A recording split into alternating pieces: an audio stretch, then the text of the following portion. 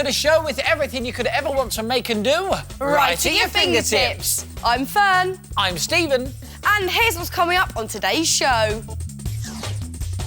We show you how a vacuum bag and sheet of card can turn into a fingertips rubbish roach, the perfect place to throw your trash. What will Fearne make using water, flour and food colouring in today's 1 Minute Make? And get your digits in a twist with a fun game of fingers and thumbs. And for all the details on today's makes, you can look on our website address at the end of the show, or grab a pen and paper and jot it down straight away.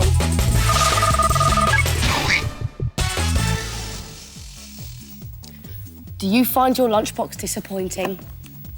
Are you fed up of the same old boring sandwiches? Then you need to liven up your tired old lunchbox.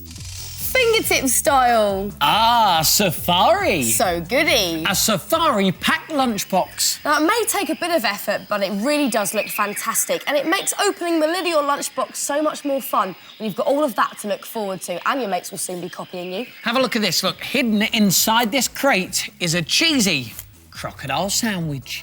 And in this little bongo drum are some savoury sticks. And check out these chocolate mud huts. They look great and taste fantastic. And wash it all down with a drink of jungle juice. And here's how to make it. To start, we're going to make the crocodile sandwich. For this, you need a submarine roll, some cheese squares, sliced tomato and some stuffed olives. Now, first up, cut your roll in half, like that. And then you want to make a little slit about 2/3 of the way along on an angle, but don't cut all the way through your roll. That should be fine. And then get a couple of stuffed olives and just squeeze these into that little slit, and there you'll have a pair of beady crocodile eyes. Look at that. And then cut another slit along his back, and this is going to be for your crocodile spikes. We've made this out of a cheese square. Now, you can either cut these with a knife, or a fingertips top tip is to use a pair of scissors, and I'm going to show you how to do that by cutting out some crocodile teeth in the same way. Just cut off these corners, first of all, using some clean scissors, of course, and then you just want to go along around the whole thing, cutting out a zigzag shape. And don't worry about all these extra bits in the middle, because once you've cut out all your teeth, you can just stick them straight back into the centre of your sarnie. So pull out the middle bits and pop them back in. Open him up, and you can also add maybe another cheese slice and some slices of tomato or ham or pickle, whatever you like. And there is the only sarnie that bites back. And I tell you what, you need to make him a little crate as well to put him inside so he won't eat the rest of your lunch. This is just a cardboard box decorated with a wood design and plenty of warning labels. And now for the mud huts. Now, for these, you want to mix together in a bowl 2 teaspoons of golden syrup, also 2 teaspoons of milk, 50 grams of mini marshmallows and 100 grams of broken up chocolate, and give it a good mix. And then you need to melt this either in a saucepan or, to save lots of time, pop it in your microwave and set it for 45 seconds. And then when it has melted, it will look something like this. Give it a quick mix. Oh, look at that. And then what you want to do is add 100 grams of corn flakes. You just add that to the bowl. And now you need to give it a really good mix, and I mean a really good mix, until it looks something like this. Now you want to get your fingertips on some little pots like these and just pour the mixture you've made in.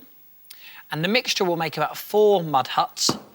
Just pack them in like that.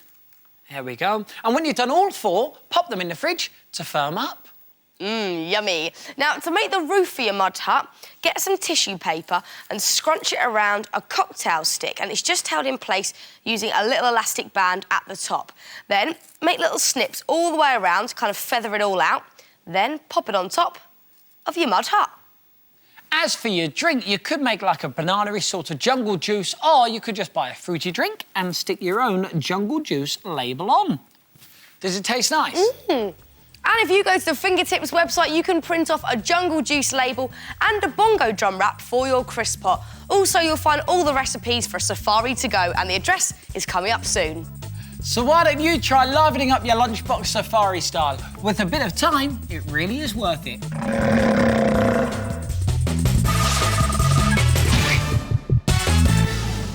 This is Little Fingertips, the part of the programme where we show you how to recycle odds and ends you can find around your home. And today, it's the turn of these vacuum cleaner bags. Yep, here on Fingertips, we've missed out the vacuum cleaner and gone straight for the bag to create this guy, the Fingertips Rubbish Roach. Now, to make the roach's body, you want to get your fingertips on 2 plates. Now, one has got to be 2/3 the size of the large one.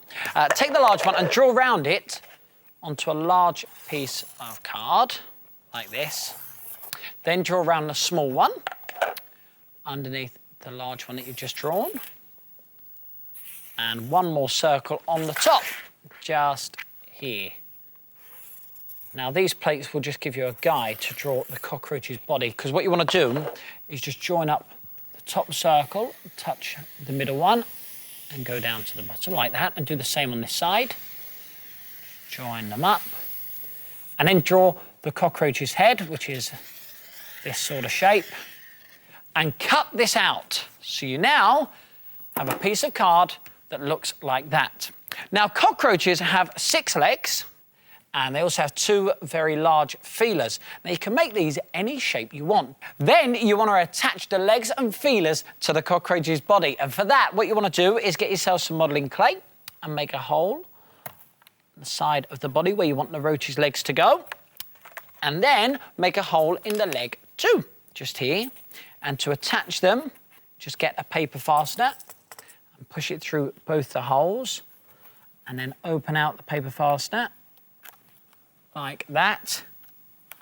And there you have one wiggly leg, just like that. And do the same for the rest of the legs and feelers. You're now ready to paint your rubbish roach and add as much detail as you like. We've added shading to give it a 3D effect and features to give it more character.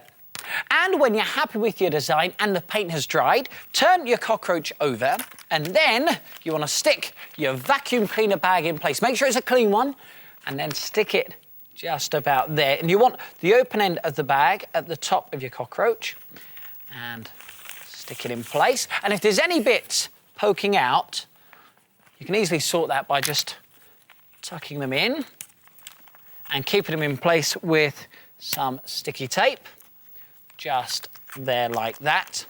And then you can stick it to your desk or to your wardrobe or your door. It's entirely up to you. But if a cockroach isn't your thing, how about a rubbish rat with a swinging tail and scurrying paws? Or for the cultured among us, you could make a poubelle, which is French for dustbin, pig.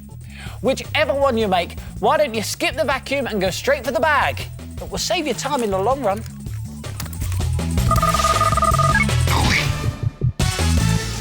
Got a minute? Yep, this is the part of the programme where we show you how to make something that can be made in under a minute using bits and pieces you can find around your house. Today, it's my turn to make. And my turn to time. And that's all it takes right there. Anyone would think you're going to cook something. Well, you're very wrong. Now, we're not going to tell you what it is. You're going to have to try and guess as we go along. Are you ready? I'm ready to rock. It is. Right, 3, 2, 1, go! OK, get my mixing bowl and put in half a cup of flour, half a cup of salt, and a quarter of a cup of warm water, but you also want to add to your water a bit of food colouring. I'm using a nice blue colour, and some essential oil. I've gone for lavender, lovely smell of lavender. Coming up to 15 seconds Pop gone. that all in as your mixture, and then get stirring. This bit, I don't want to be too messy, but you have got to be quite quick. Oh, can you smell it? It's nice, isn't it? 30 seconds I've got to just hit me in the... Go on, keep going, keep stirring. I'm trying. This bit's the tricky bit. You've got to keep mixing till it's all mixed. How long have I got? 38 seconds, nearly got 40 seconds I've gone. OK, it's getting there. Just squish it all down. Make sure it's nice, compacted together. Breathe it in. OK, Right, make a... Up to 50 seconds. Oh, I've nearly done it. How long? Oh, 51, 52, 53, 7 seconds left. Coming up to 5 seconds. Yeah, I wouldn't do... Stop!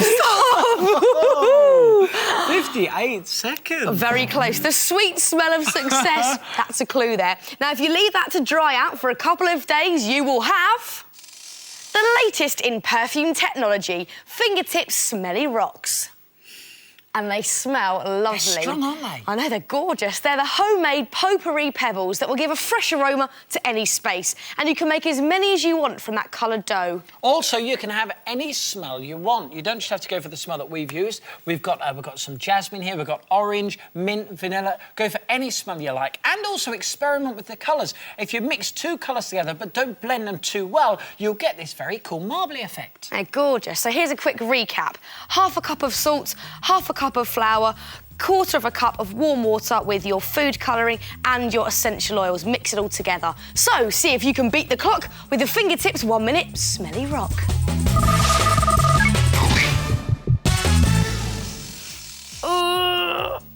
Yes. Oh, nicely done. Get your fingers in a pickle with fingertips, fingers and thumbs. Let me have a look. Where is it? Thumb on green. Oh, no. Yes!